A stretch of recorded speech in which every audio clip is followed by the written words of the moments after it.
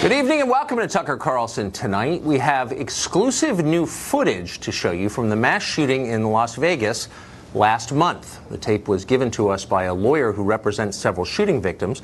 None of this has been shown in public before. The footage has no audio. It was taken from a surveillance camera of a local business. It monitored the parking lot very near the concert site. You'll notice as you look at it that the tape has the date October 2nd burned into it. The shooting, of course, occurred on October 1st.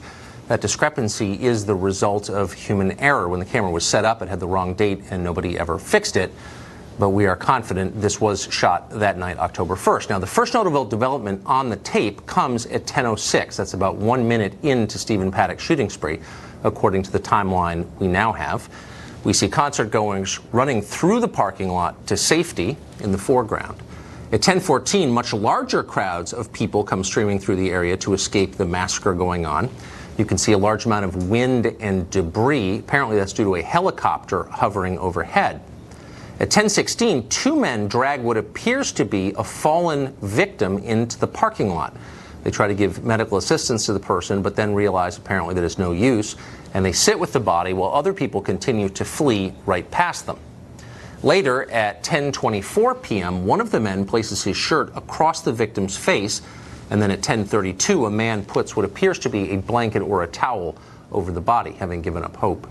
Police only arrive in this area for the first time at around 10:45 p.m. The body is still there. As of 11:50, when a pickup truck finally comes and takes it away, the body lay there. All of it's interesting, of course, and it's horrifying to see it. The question is, does it have implications for the ongoing investigation? We don't know at this point. But here is what is interesting, undoubtedly. The business owner who possesses this tape tells us that no law enforcement officer or government investigator has ever seen the video or even asked to see it. In fact, his only interaction with investigators was one time when they marked where a bullet hit his garage door. Think about that for a minute. It's amazing. It's remarkable, actually. Here you have the deadliest shooting in American history, modern American history. We still have no clear motive. We have no clear timeline of what happened and when. And there are, of course, countless unanswered questions. You'd think investigators would be gathering all the evidence they possibly could. Instead, they seem to be overlooking some of it, including this. Why is that exactly? Catherine Lombardo is a lawyer. She represents victims of the Las Vegas shooting, and she joins us tonight. Catherine, thanks for coming on. Can you tell us first where this tape comes from? A gentleman named Mike Turber, who is not an investigator or a reporter, brought it to me. Now, I've spoken with so many people who were at the concert that night, and I represent, of course, my law firm represents many people, and we filed the first lawsuit in Los Angeles County in Los Angeles because Live Nation Entertainment is domiciled in Beverly Hills. Now, people have been coming to me, and I've met with so many people and spoken with so many of the victims who were there that night. People have been coming to me and bringing me pictures and videos. So it wasn't surprising that this gentleman contacted me and brought me this video. I thought it was very telling. We do not know who the deceased is in the video.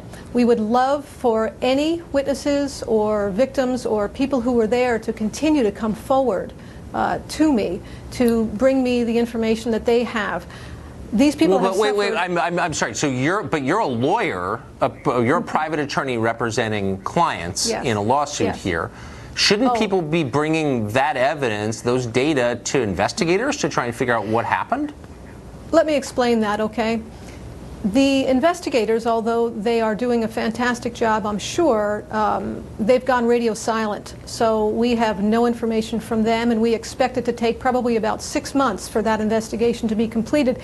In the meantime, just like in any civil lawsuit that I prosecute, any litigation, I have to conduct my own investigation to prove the case. And in this case, not only do I have to prove and conduct my own investigation, but I have several clients who are suffering from such deep trauma, and one of the things that they want from me is answers. They want answers. Well, so sure, but by the way, this is not a criticism of your behavior. You're doing what you're paid to do. But I would think that the people running the government investigation, state and federal authorities, would also want this information and as much of it as they could get. They haven't contacted you? They have not. I expect that after this airing, they will have this video, and I would love it if they did contact me, so my phone line is open, and I would love to hear from them. Do you think that's odd? I mean, presumably you've been around in the periphery of criminal investigations before. When there are so many outstanding questions, wouldn't the FBI, for example, want to lay its hands on every available piece of surveillance tape that showed the events of that night? After 26 years of being a lawyer in the criminal field, 25 of those, being a former police commissioner, a former judge pro tem, having been a prosecutor and a defense attorney, I can tell you that in this particular case, this is unprecedented, and the authorities are probably overwhelmed.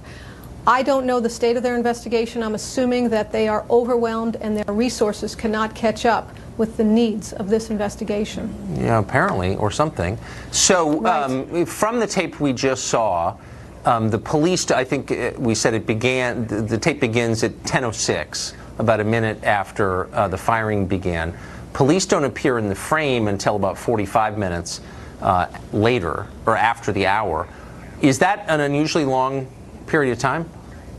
Yes, it's about 2 hours, and the deceased was laying there. We believe it's a female. We would love to know who it is. So again, if any witnesses have anything, please call us. She was laying there. What your video doesn't show is that she was laying there alone for probably 40 or 45 minutes with no one at all. People kept coming and looking and running and coming and looking and walking away. That Ford Raptor truck came twice. First it loaded up probably 10 to 15 people in the back of its truck to lead them to safety. Then it came back later with an officer in the bed with his gun drawn, and that's when they finally decided that they had the opportunity to load the victim up into the truck and take the victim to, I don't know where they took the victim. So I don't know if you're going to know the answer to this question, but I think it's one of the major questions here. To what extent is MGM turning over all the information it has to investigators? It seems from our perspective in the press that they're managing a lot of the storyline here. Do you think that they're giving everything they have to investigators? Would you know that? Managing the storyline is probably the best thing I've heard anybody say so far, Tucker. That's perfectly put. We've heard nothing from them. None of my clients have received an apology from them. Neither Mandalay Bay nor MGM have come forward, have contacted me. We have served them. We served them the day after we filed the lawsuit. We've not heard back. We've not heard word one from them yet. I expect that we will, although I should say that the MGM Corporate Counsel did meet with us. I actually walked the venue site myself 2 weeks ago per a court order that my legal team secured, and next week we'll be going into the room, the shooter's hotel suite, and the 32nd floor. So they are cooperating because the judge ordered them to, and so they are working with us on the parameters of those court orders.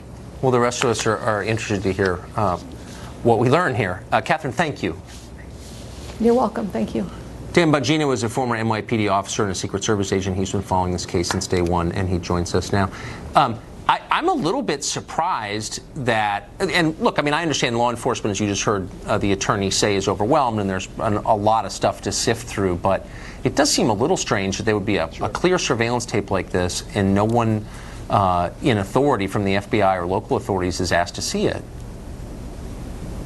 Yeah, what I find really particularly strange, Tucker, is not that they don't have it, it's that they weren't asked for it, the owners of the tape. Right. You know, law enforcement not having it, there could be a multitude of reasons. The shop owner could have just been more comfortable handing it to someone he knew. I mean, that's perfectly explainable, may not make sense outside of law enforcement, but I've seen that happen.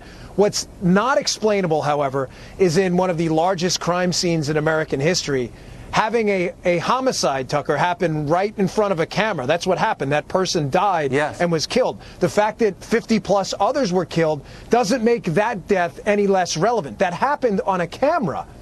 And yet, for some unexplainable reason, that footage was not turned over. I mean, if that was an individual crime scene, Tucker, that one person, that is the single most valuable piece of information you just put on the air. Well, a video of the person actually dying.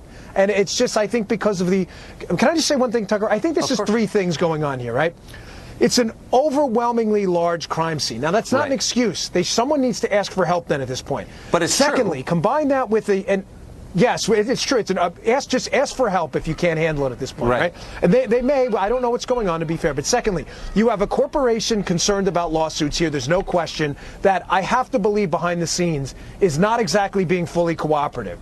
That is, you combine those two factors with the fact that, again, you have one of the largest mass murders in American history and an enormous crime scene that's tough to grit out, and you have a nasty kind of witch's brew here going on.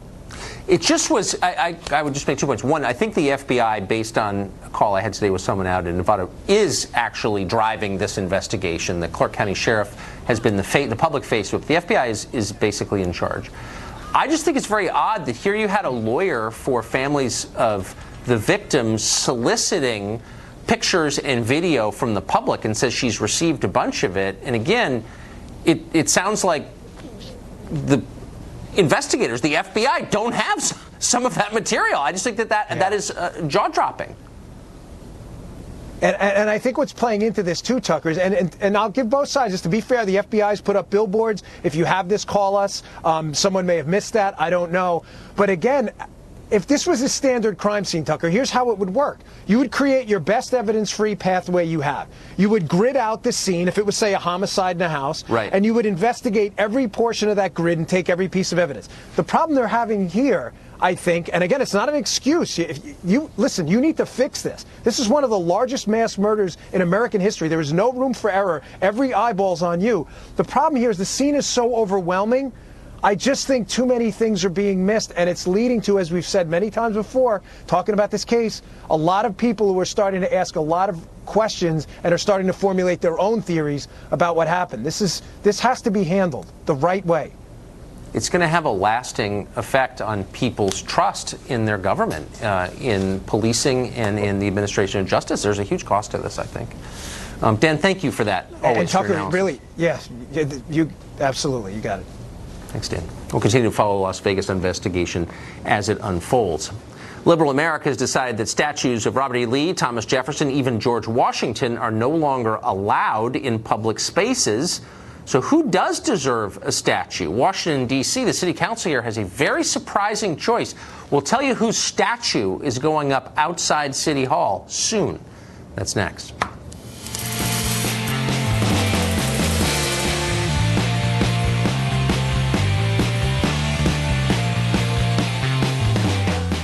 In the past few months, America has become pretty strict about who is allowed to be honored with a statue. Robert E. Lee and Jefferson Davis statues have disappeared across the South. Teddy Roosevelt and Christopher Columbus are under siege in New York City. Thomas Jefferson under attack at the University of Virginia, the school he founded.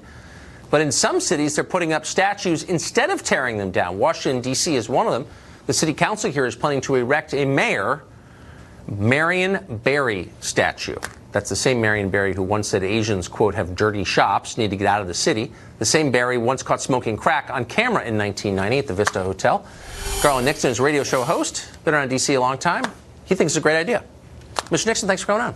Thank you for having me on. So I'll just admit it flat out. I knew Barry at dinner at my house. I thought he was a charming guy, interesting guy. I mean, I like Marion Barry, actually. Yeah. Worst mayor probably in the country, but also kind of like an open bigot, and would just sort of say it. I mean, in 2014, he said, and I'm quoting, "We got to do something about these Asians coming in, opening up businesses, those dirty shops, they ought to go." I wonder if you put up a Marion Barry statue, what Asian people driving by would think. Well, there's a couple things. If you recall, though, that he was brought to task about that, and he discussed it, and he talked about the issue there was in the black community that a lot of black people didn't own. Yeah, but he's still attacking a racial group. And he apologized. I mean, are we allowed to do that? I mean, that's your. Come on, you can't do that. When he got reelected, I was living here when he did in 1994, he said famously, white people get over it. Like, you can't, come on now. He was a divisive figure on racial lines, and why would you ever want a statue of him? I don't think he was a divisive figure on racial lines. He was the mayor at a time when there were a lot of divisive issues going on. But let's not forget, let's not just bottle this guy up based on a couple of statements that he made. Here was a guy who was the president of the Students Nonviolent Coordinating Committee, the first president of SNCC. He was a guy, and you know what he did when he became became the president of SNCC, you know what he did? He had a master's degree in chemistry, and he was working on his PhD in organic chemistry, and he quit that in order to work for SNCC. He was a smart guy. I mean, right, he was a brilliant You're guy. absolutely right. But he wrecked the city. I mean, 100,000 people left Washington while he was mayor. While he was mayor, 41% of all African-American men were either in jail, out on bail, or wanted. Total in the city.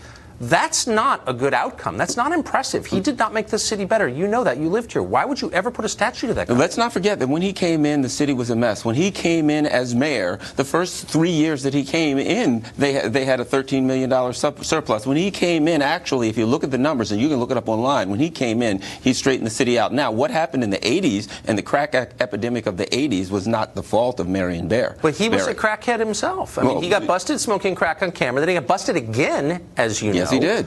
Using drugs. Look, there are a lot of decent people who fall into drug addiction, but he was a crack smoker at the height of the crack epidemic. I mean, that's the definition of bad leadership. He was a man who did get in trouble, but all of the things that he did were things that damaged him. He did a number of good things for the city and the people in the city of Washington. He went to jail and got busted for having sex with a woman in the visiting room. He couldn't even spend 6 months in jail without getting in trouble. As I said, the things that he did were things that hurt him. But additionally, he put together a program where all young children in Washington, or all school-age people in Washington, D.C. who wanted a summer job would have a summer job. When he came in, African Americans were getting none of the contracts from the city, and he said they've got to get at least 30. So do you think it's meaningful that 41% of all black men in the entire District of Columbia were in jail, on parole, or wanted by the police in the city run by Marion Barry? You can't say it was racial animus. He was running the city. Right, but we can't say it was his fault. You can't look at that and say, look, he advanced the cause of African Americans when 100,000 people left, a lot of them black. The black middle class left the city and went to Maryland. You know what's interesting about that? So when he came in, he said he was going to build a black middle class, and in fact he did. But one of the consequences of him building a black middle class... No, he didn't. The federal government built the middle class. One of the consequences of what he did was there are a lot of black middle-class people who lived in poor neighborhoods in the city, and when they started making more money, they moved out to the county and bought nice homes. So the fact that a lot of black people left the city wasn't because it was worse. Well, that's not true. The schools were terrible, and no normal person with an option would ever keep his kids here. I mean, look, by basic measures,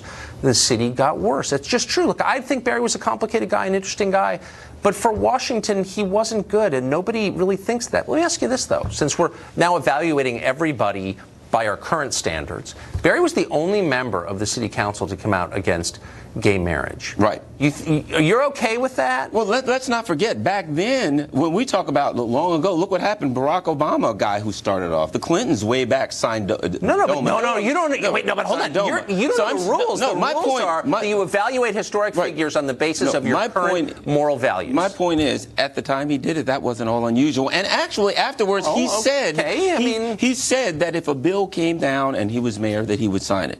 Okay, but by that standard, then none of the historical figures whose statues are being pulled down should be held to modern standards. Well, it depends on what it depends. What do you mean it depends? Look, this is insane. No, it's not. Oh, so here's a guy who was with the Student Nonviolent Coordinating Committee, right? And it sounds like you're getting at, you know, the Robert E. Lee statues. Well, I don't think you can compare him with people who took up arms against the United States, unless we're going to give Bo Bergdahl a statue. I'm just saying that you and I both know the truth, which is the only reason you would put Marion Barry's statue up is to give the finger to certain people in the city who hated him because he hated them and said so out loud. This guy was an open race baiter, and I'm not sure why we're giving him a pass on that. Again, I liked him. He had dinner at my house.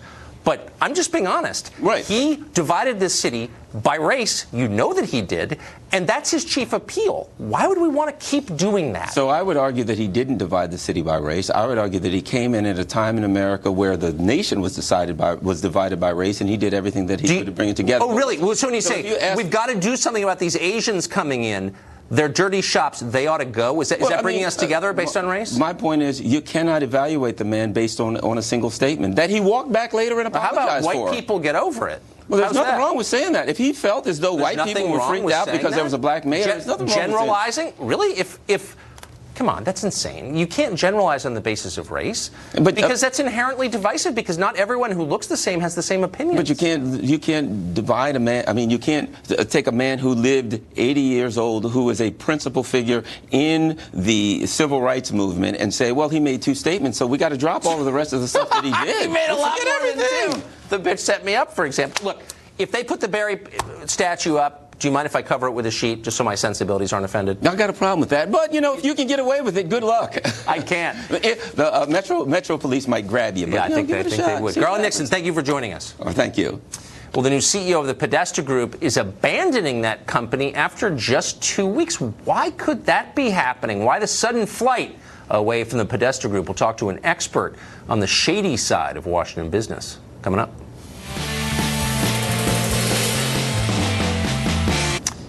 Well, you could have predicted this. It's every man for himself. The Podesta Group. 2 weeks ago, co-founder Tony Podesta stepped down from the company after sending us a letter threatening to sue us for mentioning his name on TV.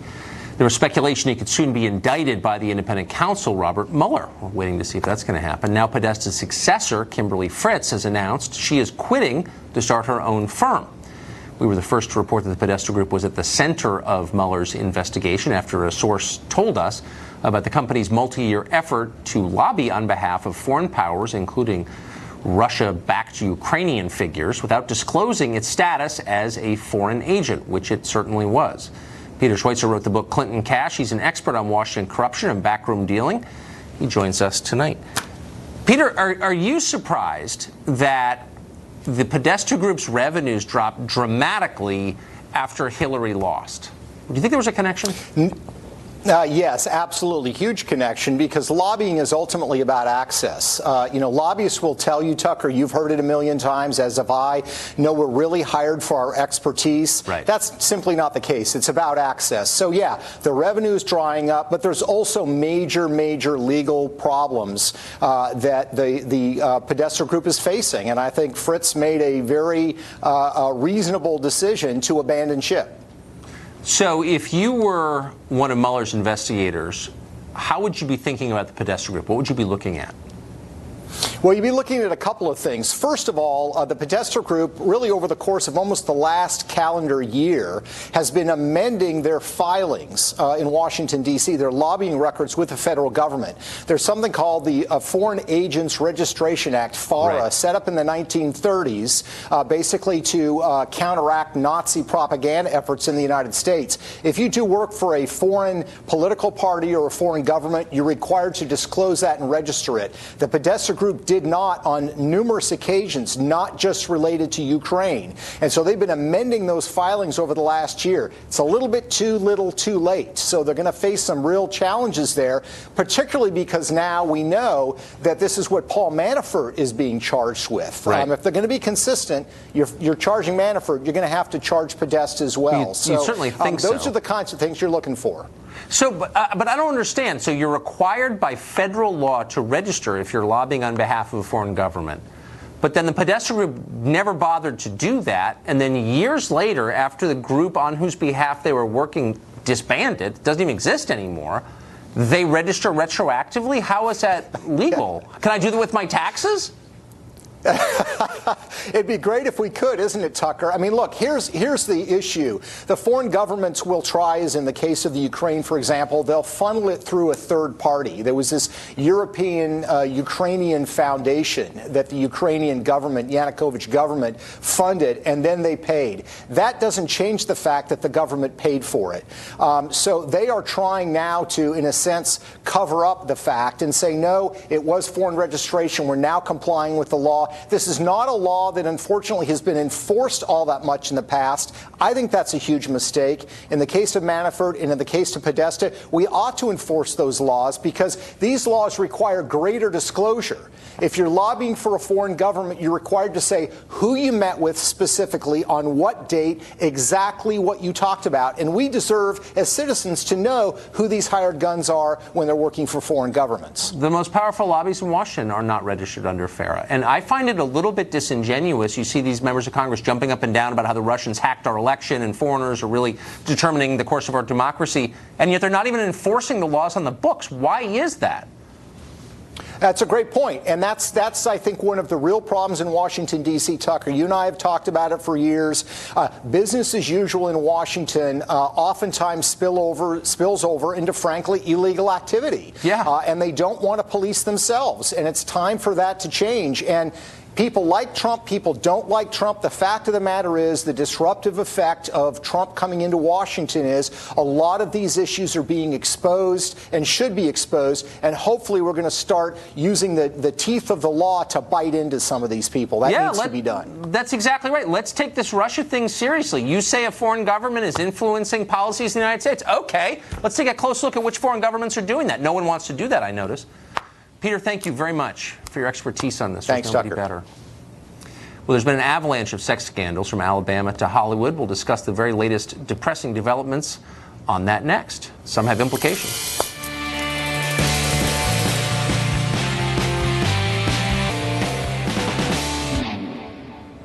Well, there's been a wave of sex scandals across the country. In politics, Alabama Senate candidate Roy Moore is denying everything. He's rejecting reports that he pursued inappropriate relationships with several teenage girls, including a 14-year-old back in the late 70s.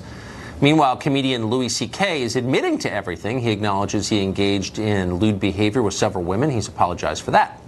Meanwhile, professional enabler Lisa Bloom, ambulance chaser if ever was one, allegedly tried to silence and discredit the victims of Harvey Weinstein. She's making a half-hearted effort to apologize and make it go away. Here's what she said.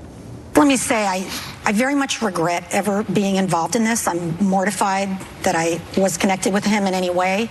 And all the people who have reached out to me to say, Lisa, you know, we're hurt, we're disappointed in you. Like, I get it, and I'm very, very sorry. I will tell you that when the sexual assault allegations came out, it was absolutely devastating to read those stories of all those women who went on the record with those stories for the first time. And I've represented women like that for 31 years. I still do. I know the courage that it takes. And I was just shocked. I think like we all were.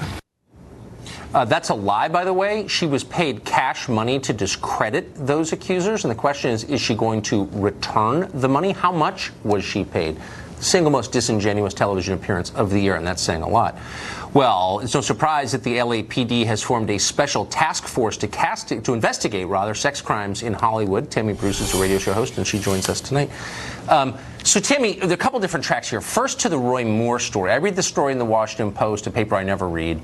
And, you know, some of it sounds true to me, actually. I mean, some of the women may dislike him politically. One of them is a Trump voter. You know, people on the record with no obvious political animus.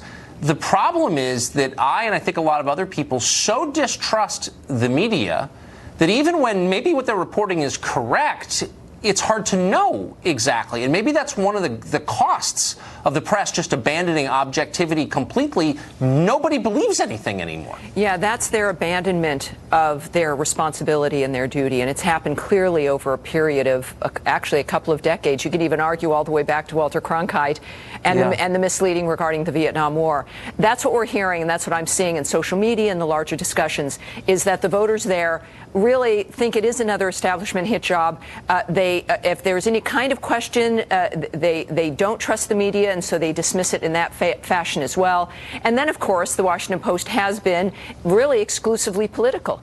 They endorsed, of course, the Democrat. They are obviously very against the president and Republicans. So they've been very politically active. They don't have, I think, the credibility of being just reporters and people who report the news. So it's very much like a political blog. It's a shame. It's a shame because I thought their story sounded credible to me. I don't have any other information, but if you took the Washington Post off it, I would think that's, you know, you got women on the record. I take that seriously, and I think that's horrible, disqualifying behavior if true. But the fact the Post printed it, this just shows that when you devalue your credibility over a period of time, there's a cost to that. And not just that, though, but also what we've seen over a period of time when it comes to what accusations are made, and sometimes serious accusations made on an important issue and used like a political cudgel. So, you know, we see what's going on in Hollywood, and people see patterns when it comes to sexual predators. And if this is true regarding Judge Moore, then he would be a predator, and we would see more accusations. And this is why this weekend is important.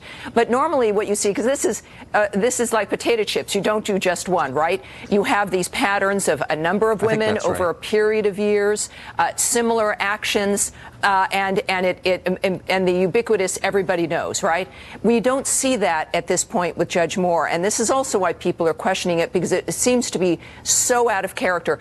We will learn more over the weekend, but ultimately the voters of Alabama will decide. Yeah. But we all need to kind of go home and bathe in Purell when it comes to what the news of the day has been lately. It's disgusting, and I'm fascinated not just by the perpetrators of some of these apparent crimes, but by the people who knew and didn't say anything. So in the case of Louis C.K., who seems like a pretty troubled guy, to put it mildly, Jon Stewart was asked last year, he was doing an interview with David Axelrod, I think at the University of Chicago, and he was asked pretty directly about this and laughed. Yeah. I don't know anything about that. You know, what are you talking about? It sounds like everybody knew a lot about it. Is Jon Stewart, is that credible that he didn't know this? Why would he laugh about that? You know, I think that sometimes you can be conveniently ignorant, or you pretend you don't know. It's like O.J. Simpson is maybe still looking for the real killers, and you can convince yourself. But over a year and a half ago, Roseanne Barr, the comedian Roseanne Barr, gave an interview where she was very specific about Louis C.K. and said, that guy's a problem. Look at this guy. This is an issue. And nobody cared, Tucker. And now we do know, of course, that everybody does know. But these are individuals who make a lot of money for people, their agents and their managers, people that work in productions involved with them. So and this is why when the LAPD or the district attorney in LA says they're starting up a task force, you have to laugh, because it's the Hollywood industry that are their major donors, that no one there is objective when it comes to making decisions about what needs to happen here.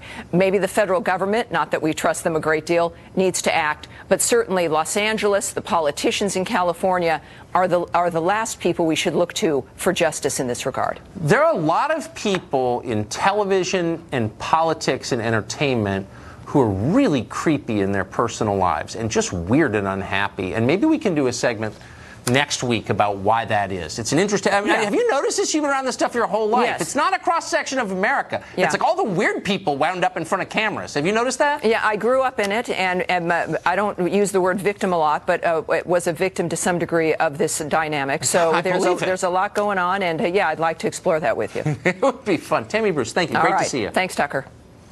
Well, a college professor says mass shootings from Orlando to Las Vegas have a shared origin: the toxic masculinity of their perpetrators. What does that mean? And are you suffering from it? Could you die from toxic masculinity? A segment you must see for medical reasons. Coming up.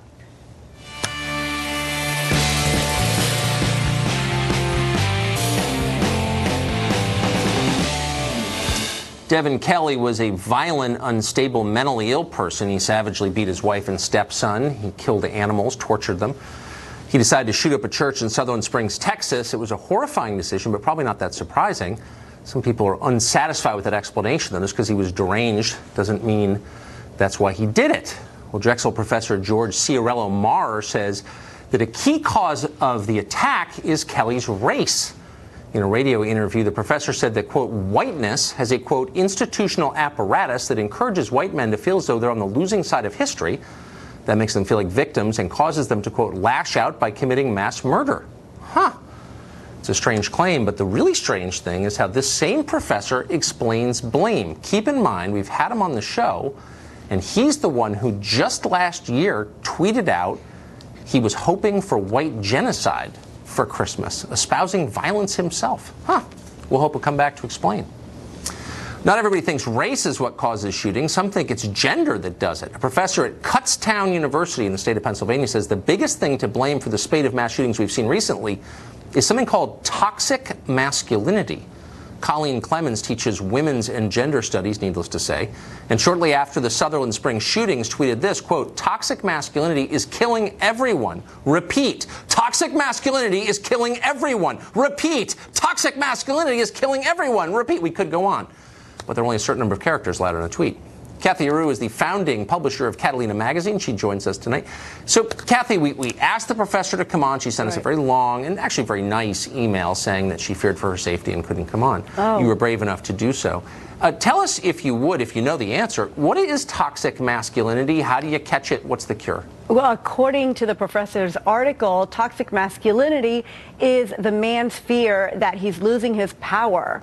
And because minorities and women are taking higher positions and they have more power, that white men and men in general are afraid that they're going to lose their strength and their virility, and therefore they are causing the mass shootings and lashing out. Well, so it's kind of both ways. So what you have is a situation where the entire kind of fashionable culture in America attacks one group relentlessly. And then if they don't like it, that's a problem too.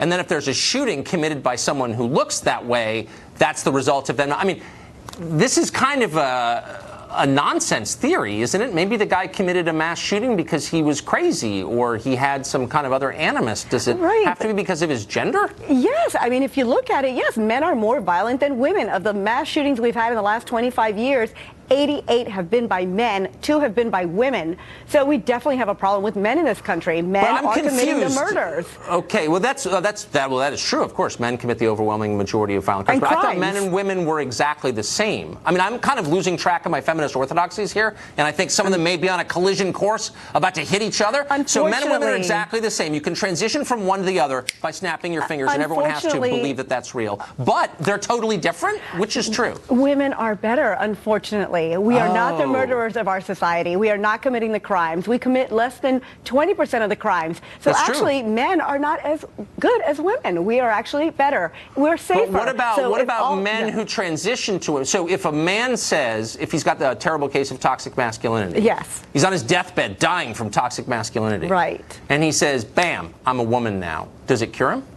Well, I would hope so. He would be the better gender. So I would hope so. Okay. Does any of this strike you as nuts, or are you actually kind of tracking with this and nodding in agreement? No, I completely agree. If you look at it, it doesn't matter what race they are, doesn't matter where they're from, doesn't matter what country. Men are committing most of the crimes and most of the murders. There is a problem with men. And no one can quite figure it out. Is it the testosterone? Is it that they feel less empowered? Are the minorities, are the women taking over too much and they are afraid of this?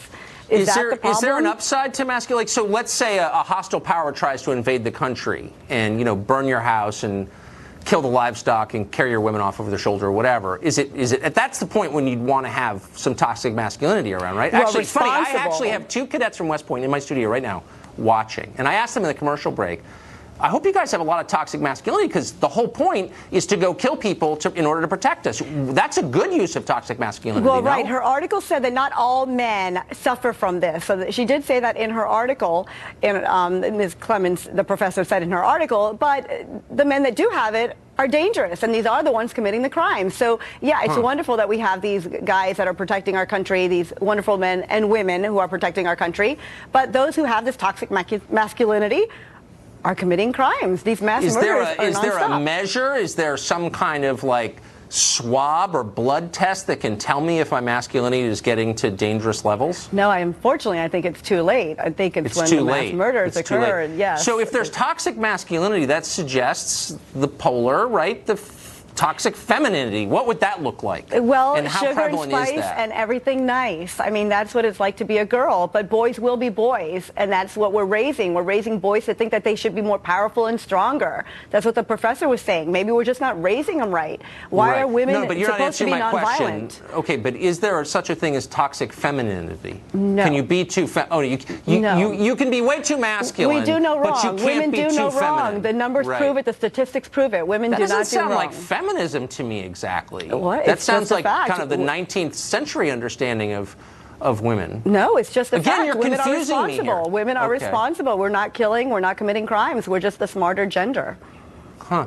Let me ask you one last question. Yeah. If men are this huge problem and they're like overbearing and they're just too masculine, yeah. then why does every measure show that young women are outstripping young men in achievement? They graduate from college in much higher numbers. They get high school too. They make a little more for their first jobs. They kill themselves less. They die less often from drug ODs. Why is that? If men are keeping women down, why are women doing so much better than men in this country? Well, women are doing so well, and that's what's causing the toxic masculinity. They're not happy about it, and that's why the murders have gone up since 2000. 11. We've had So I more wonder, mass has it shootings. occurred to you maybe to help instead of browbeating men and like mocking them for being less powerful not and saying, mocking. well, sure, of course you are. Unfortunately, And you've the got men are- tenured losers like this woman we are quoting from Kutztown University or whatever it's called saying, men are horrible. Shouldn't women be helping men to be better? I think women are, but the way they're being raised, maybe it's just too late by the time we get them. We need to raise them right. Boys can't be boys. Well, you've confused me completely, but I was still happy to talk to you as always. Kathy, thank you. Thanks. Up next, honoring America's veterans on Veterans Day. We'll be right back.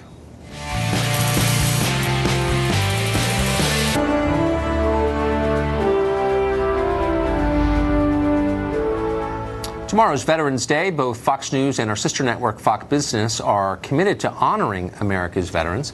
Tomorrow at 3 p.m. Eastern on Fox Business, Jennifer Griffin will be hosting the Wounded Warrior Experience. That's a special dedicated to the thousands of men and women who have shed blood in the service of this nation. Here's a preview of that. There's only two ways you find them. Either you find it, you get disarmed, or it finds you. And sometimes we could keep rolling, and sometimes you don't. And, we fast forward now, over 10 years later, and there's not too much I can't accomplish, so. Heavy duty. Be sure to tune in tomorrow. It's 3 p.m. Eastern Time, Fox Business. I'd like to add our thanks, of course, to our veterans and military service members who've done so much for us. That's about it for us tonight. Tune in every night at 8 to this show, The Sworn Enemy of Lying, Pomposity, Smugness, and Groupthink. Have a great weekend. Good night from Washington. Hannity's next.